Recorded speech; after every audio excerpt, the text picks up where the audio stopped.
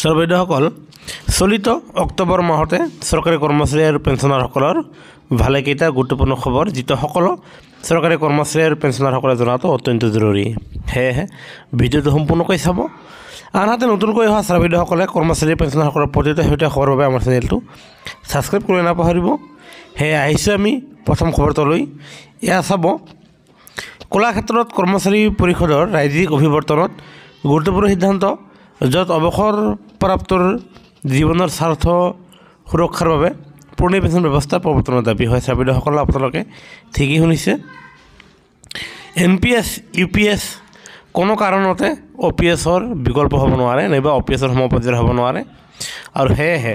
পেঞ্চনটো কৰ্মচাৰী সমাজৰ অধিকাৰ ই অনুগ্ৰহ নহয় সেয়েহে কৰ্মচাৰীসকলক পেঞ্চন দিয়াৰ কাৰণে চৰকাৰক অনুৰোধ জনাইছে আৰু কিয়নো চৰকাৰে NPSৰ ঠাইত UPS লৈ অহাৰ চেষ্টা কৰিছে তেনে ক্ষেত্ৰত কৰ্মচাৰী পৰিষদে দাবী জনাইছে যে কৰ্মচাৰীসকলৰ কাৰণে NPS আৰু UPS দুটাই দৰকাৰ নহয় নালাগে আৰু কৰ্মচাৰী পৰিষদে চৰকাৰক পুনৰাই পুৰণা পেঞ্চন ব্যৱস্থা প্ৰৱৰ্তন কৰাৰ কাৰণে দাবী জনাইছে আৰু তেওঁলোকে কৈছে যে পেঞ্চন কৰ্মচাৰী সমাজৰ অধিকাৰ ই অনুগ্ৰহ নহয় এতিয়া আন এক হেতু খবৰ দিবলৈ ওলাইছোঁ সেয়া হ'ল পেঞ্চনাৰসকলৰ লগতে ফেমিলি পেঞ্চনাৰসকলৰ কাৰণে আৰু আমি এবাৰ জনাবলৈ ওলাইছোঁ যে পেঞ্চনাৰসকলৰ কাৰণে আৰু ফেমিলি পেঞ্চনাৰসকলৰ চলিত অক্টোবৰ মাহৰ যি দৰমহা আছে অক্টোবৰ মাহৰ দৰমহাতে আপোনালোকৰ যি দৰমহাৰ যি পেঞ্চন লাভ কৰে সেয়া আপোনাৰ 3% মৰুগীয়া বনছ বৃদ্ধি পাব আৰু তেনে ক্ষেত্ৰত এয়া 55% ঠাইত 58% দিয়ে ধৰি এইবাৰ আপোনালোকৰ পেঞ্চনসমূহ গণনা কৰা হ'ব তেনে ক্ষেত্ৰত এইবাৰ পেঞ্চনাৰ আৰু ফেমিলি পেঞ্চনাৰসকলৰ আপোনালোকৰ পেঞ্চন বৃদ্ধি পাব আৰু ইয়াকে লৈ পেঞ্চন বিভাগৰ ফালৰ পৰা যোৱা 8 অক্টোবৰ তাৰিখে জাননী প্ৰকাশ পাইছে আৰু এই জাননীৰ ভিত্তিত পৰৱৰ্তী কোনো ধৰণৰ জাননী প্ৰকাশ নকৰাকৈয়ে পেঞ্চনাৰ আৰু ফেমিলি পেঞ্চনাৰসকলৰ দৰমহা 3% বৃদ্ধি কৰাৰ কাৰণে জনাইছে আৰু এইখিনিতে আমি আপোনালোকক ক'বলৈ ওলাইছোঁ যে অক্টোবৰ মাহৰ পেঞ্চন কেতিয়া সোমাব আৰু তাৰ উত্তৰটো হ'ল যে অক্টোবৰ মাহৰ পেঞ্চন আপোনালোকৰ 25 তাৰিখৰ পৰাই যিকোনো সময়ত আপোনালোকৰ একাউণ্টত সোমাবলৈ ধৰিব আৰু ইয়া নিশ্চয় ভাল খবৰ এতিয়া আমি অষ্টম দৰমহা আয়োগৰ এক বিশেষ খবৰ দিবলৈ লৈ আহিছোঁ সেয়া হ'ল কেন্দ্ৰীয় চৰকাৰে অষ্টম দৰমহা আয়োগ প্ৰৱৰ্তন কৰাৰ কথা ঘোষণা ঠিকই কৰিছে কিন্তু এতিয়াও বাস্তৱত কাৰ্যকৰী কৰা নাই তাৰ মানে বাস্তৱত কাৰ্যকৰী কৰাৰ কাৰণে সেই আপোনাৰ 3-4 জনীয়া যি প্ৰতিবেদন এক কমিটি গঠন কৰি দিব লাগিব আৰু সেই কমিটিৰ প্ৰতিবেদনৰ ভিত্তিতহে আপোনালোকৰ ফিজন ফেক্টৰ আৰু ন্যূনতম দৰমহা নিৰূপণ হ'ব আৰু যাৰ ফলত সেয়া আপোনাৰ চৰকাৰক সেয়া জমা দিয়া হ'ব আৰু চৰকাৰে সেয়া চালি চাই তাৰ পিছতে অষ্টম দৰমহা আয়োগ লাগু কৰিব তেনে ক্ষেত্ৰত সেই 3-4 জনীয়া সদস্যৰে যি কমিটি গঠন কৰি দিয়ে সেই কমিটিখন এতিয়াও গঠন কৰি দিয়া নাই আৰু ইয়াৰ নিশ্চয় পৰিতাপৰ কথা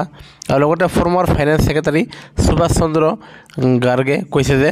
চৰকাৰে কিজানি পোনে পোনে অষ্টম দৰমহা আয়োগক কেঞ্চেল কৰিও দিব পাৰে ইয়াক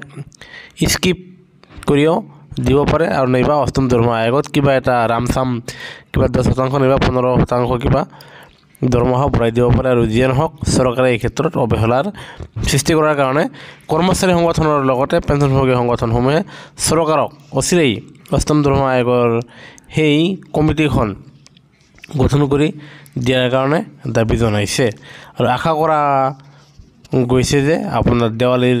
পিছে চৰকাৰে সেই কমিটিখন গঠন কৰি দিব আৰু সেই কমিটিখনৰ প্ৰতিবেদনৰ ভিত্তিতহে আপোনালোকৰ পৰৱৰ্তী ফিজন ফেক্টৰৰ লগতে দৰমহা আৰু পেঞ্চনসমূহ বৃদ্ধি পাব আৰু এই ক্ষেত্ৰত যেহেতু 2026 চনৰ পৰা সেয়া লাগু হোৱা কথা আছিলে তেনে ক্ষেত্ৰত 2026 চনৰ পৰা কোনো পদ্ধতি সেয়া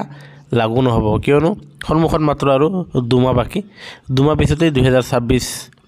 আহিবলৈ হ'ল আৰু 26ৰ 1 জানুৱাৰীৰ পৰা যেহেতু অষ্টম দৰমহা আয়োগ কাৰ্যকৰী হোৱাৰ কথা তেনে ক্ষেত্ৰত যেহেতু সেই কমিটিখন গঠন কৰি দিয়াই নাই তেনে ক্ষেত্ৰত সেই কমিটিয়ে প্ৰতিবেদন ছাবমিট কৰাতে আকৌ 1-1.5 বছৰ সময় লয় কমচে কম 6-7-8 মাহ সময় ল'বই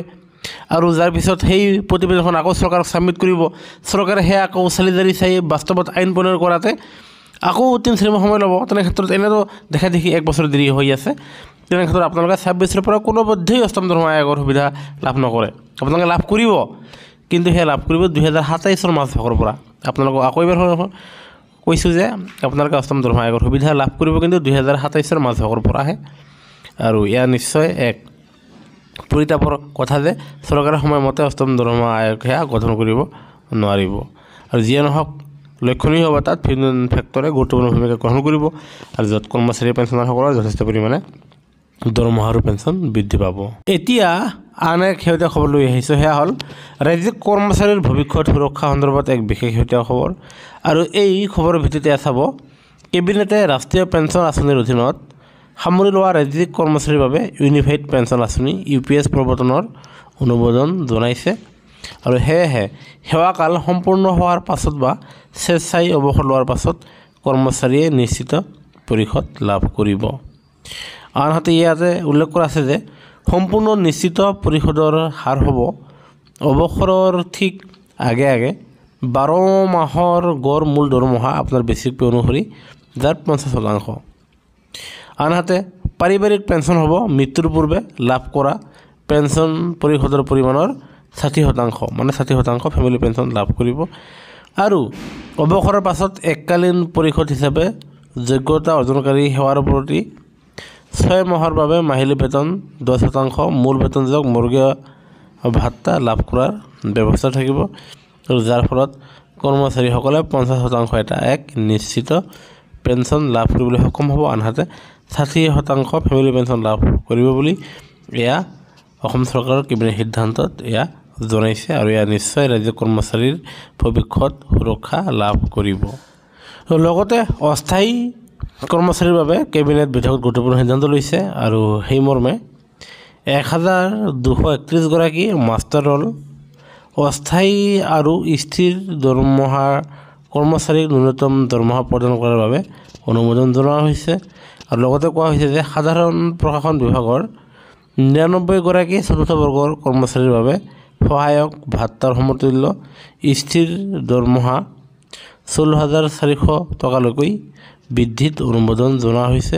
আৰু যাৰ ফলত সাধাৰণ প্ৰশাসন বিভাগৰ চতুৰ্থ বৰ্গৰ কৰ্মচাৰীসকলৰ দৰমহা বৃদ্ধি পাব। আনহাতে মাষ্টাৰ ৰোল আৰু অস্থায়ী কৰ্মচাৰীসকল তেখেতসকল যি ন্যূনতম দৰমহা সেয়া তেখেতসকলে লাভ কৰিব। এতিয়া আপোনালোকে সুধি আছিলে যে অসম চৰকাৰৰ কৰ্মচাৰী আৰু পেঞ্চনাৰসকলে মৰ্গীয়া বোনাছ কেতিয়া লাভ কৰিব, আৰু ইয়াৰ উত্তৰটো হ'ল যে অন্য বাৰৰ দৰে যোৱাবাৰো ৰাজ্যিক কৰ্মচাৰীসকলৰ কাৰণে দেৱালীৰ একদিন আগত মাননীয় মুখ্যমন্ত্ৰী মহোদয়ে 3% মৰ্গীয়া বোনাছৰ কথা ঘোষণা কৰিছিলে, আৰু তাৰে প্ৰতি লক্ষ্য ৰাখি এইবাৰো অসম চৰকাৰৰ কৰ্মচাৰী আৰু পেঞ্চনাৰসকলৰ কাৰণে এইবাৰ দেৱালীৰ আগমুহূৰ্তত মাননীয় মুখ্যমন্ত্ৰী মহোদয়ে 3% মৰ্গীয়া বোনাছ মোকলাই দিব।